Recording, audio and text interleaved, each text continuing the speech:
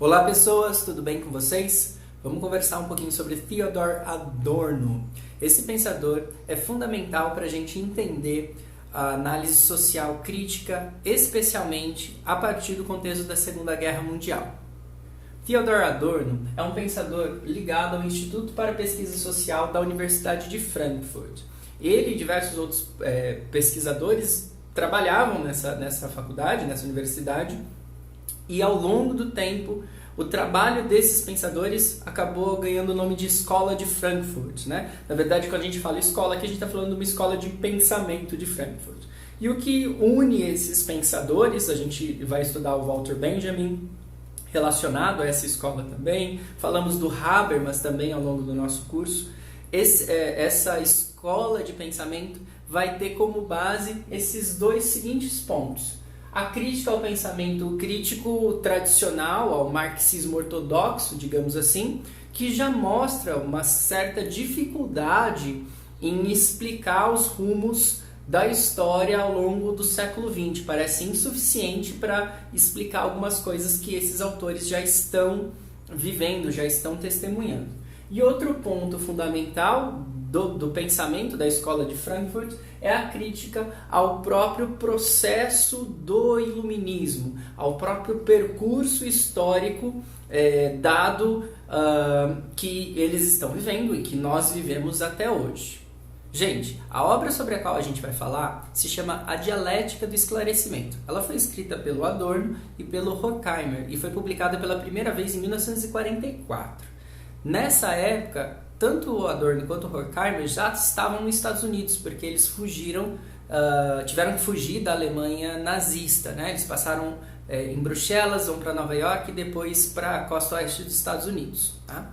Nesse livro, a crítica fundamental é de que o iluminismo ele tem um processo dialético, né? Ele tem um lado, pode ser considerado positivo, mas ele tem um outro lado negativo. E a ideia fundamental que a gente vai dar uma olhada aqui é a ideia de que o que era o pensamento não racional, o pensamento mítico, quase que pré-filosófico, ele vai retomar agora dentro do século XX como uma ideia de mitificação. Então nós falamos de uma racionalidade, nós nos achamos racionais, mas na verdade a nossa racionalidade ela é mitificada, ela tem características ligadas àquele pensamento pré-filosófico que a gente já estudou também. Então percebam através desses três pontos que são básicos aqui dentro da obra, como é que essa crítica ao desenvolvimento da racionalidade, do modo que ela está dada até então, vai aparecer, né? A gente vai colocar aqui a ideia da dialética negativa, que é a proposta de algum modo para a gente conseguir sair dessa situação problemática que eles estão retratando. Olha as ideias disso. Ó. A dialética negativa é uma releitura lá da dialética hegeliana. A gente deu uma olhadinha nisso quando a gente falou em Marx, a ideia de tese, antitese e síntese, que vai processar o movimento de desenvolvimento da história lá em Hegel, né? Só que tem um ponto de vista de negação, um ponto de vista de crítica. Porque lá em Hegel, o ser ele vai tender ao absoluto, ele vai tender a um movimento de total conhecimento sobre o desenvolvimento histórico. Porém, Adorno vai falar que a filosofia ela é incapaz de captar essa integralidade da cultura, né? Ele vai discordar de Hegel nesse aspecto. O ser não pode ser sinônimo de pensamento. Eles são reais. Eu não posso considerar um ser humano que é existente enquanto sinônimo de pensamento, numa perspectiva idealista nesse aspecto, né? E aí, mesmo Hegel e mesmo Marx e o positivismo vão falhar em fazer essa revelação do ser enquanto algo real. Eles vão falhar em mostrar que o ser não pode ser ideia. E por que isso está dado para Adorno? A prova fundamental de que nós acabamos tratando seres, tratando pessoas enquanto ideias, para ele está dado em Auschwitz. né? Então, quando eu tenho a construção dos campos de concentração e de extermínio, eu tenho ali, de acordo com Adorno, um tratamento para aquelas pessoas como se elas fossem simplesmente ideias. Eu destruo as pessoas e destruo as ideias. E a gente sabe que, claro, isso é péssimo e é horrível e foi um dos piores momentos da humanidade, porque estávamos ignorando a vida, mas isso tampouco é verdade filosófica, né? As ideias sobreviverão e não são sinônimo dos seres. Numa outra parte do livro, ele vai fazer uma análise do antissemitismo. Porém, as análises que ele faz do antissemitismo, a gente pode expandir para qualquer outro tipo de preconceito. Olha que interessante o que ele vai dizer. O sistema do capital, do capitalismo, junto com as ideias iluministas ligadas à política, elas vai precisar, esse conjunto de ideias precisa que os homens sejam desfigurados para manter a sua lógica, para manter seu ideário funcionando. E aqui a gente tem uma crítica ao liberalismo, pelo menos do jeito que ele está dado até então, né? Então, a junção capital e iluminismo precisa da desfiguração dos homens, pelo menos de parte da sociedade, precisa da desumanização deles para manter a sua lógica funcionando, né?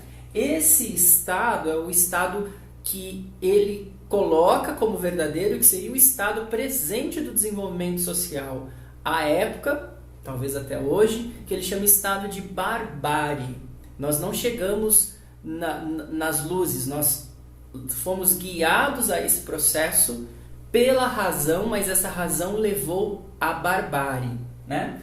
Bom, e os judeus nesse aspecto vão ser imputados como aqueles causadores da desordem, quando na verdade é o sistema que precisa gerar esse inimigo, que precisa elencar e construir a desfiguração, a desumanização de pelo menos uma parte da sociedade para que o próprio sistema continue funcionando. Tudo isso vai estar sintonizado e abarcado pela questão cultural.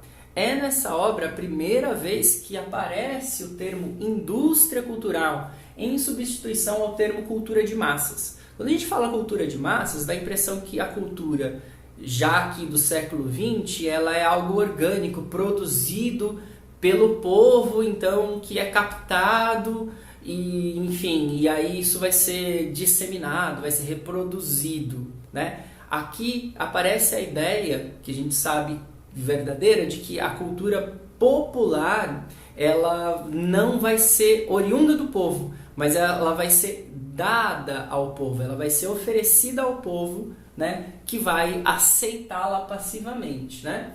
Dentro dessa concepção de indústria cultural, temos a ideia que o mercado passa a ser o local de exercício da liberdade, né? Então, eu não tenho mais a liberdade política, eu não penso mais a relação com o outro como local de execução da minha liberdade, da minha opinião. Eu vou me considerar livre se eu puder comprar, se eu puder agir no mercado enquanto consumidor, né? O indivíduo obedece à lógica da mercadoria nesse aspecto. Eu preciso agir como um comprador, eu não vou precisar agir como um Rafael. E comprador, qualquer pessoa pode ser, qualquer pessoa genericamente pode ser um comprador, pode ser uma pessoa, um agente de mercado, né? E os meios de comunicação vão captar isso e vão começar a produzir peças publicitárias, vão começar a produzir estímulos ao consumo, a um consumo dessa pessoa padrão, dessa pessoa consumidor, não dessa pessoa que tem uma identidade qualitativa, né? Volta um pouquinho a essa ideia aqui que a gente estava falando antes. O caso é que a produção desses bens culturais, desses produtos culturais, ela vai passar a obedecer à lógica da produção de qualquer outra coisa, que é assim, quanto mais simples for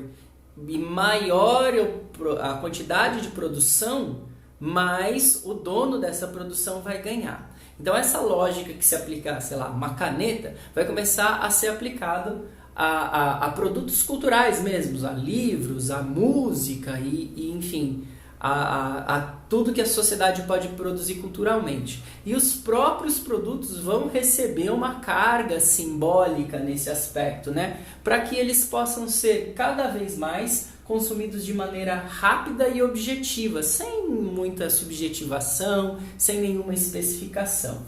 Eu vou ter um cenário então de menor complexidade, de menor polissemia, de menos sentidos amplos, complexos, e um aumento da semelhança, um aumento da passividade no ato do consumo. Eu tenho mais produtos iguais, então eu tenho maior geração de lucros, né?